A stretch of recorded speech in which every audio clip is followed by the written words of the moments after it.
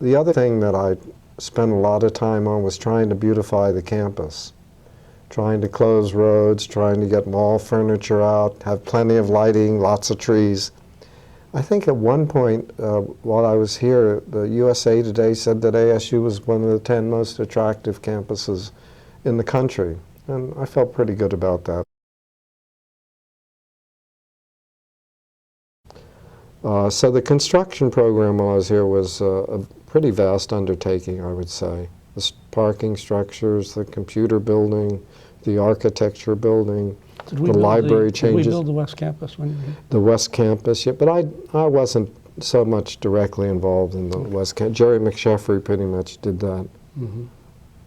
So I remember our university architect at that time structured that. He made an impact, actually, because we went out and did all the buildings with the same architect, different contractors. And on the West Campus? Yeah, and that's what gave that's our only campus that has kind of a consistent architectural sense to it. Yeah. Building the parking structures was a major challenge, demonstrating how we could do that because, of course, no state funds can be used. We built a student recreation center. ASU had one of the finest student recreation centers in the country when it was built. The law school building was built when I was here, I believe. The addition to the library. The addition, yeah. Okay. That's right.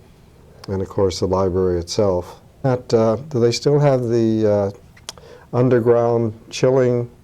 Yeah. Oh, yes. Where they pump the water? It's still functioning? Mm-hmm. Still functioning. That was very innovative at the time, the financing and the concept.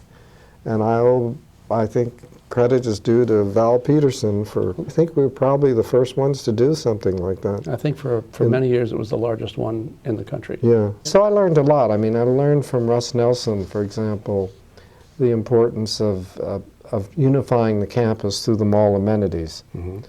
And we used the lampposts and the trash cans and the benches to give because the buildings are so different, because they're all built at different periods. You brought the uniform signage program to the university. We did that. The other thing we did, which is, in the days of Bruce Babbitt, he was beating the university over the head on water consumption.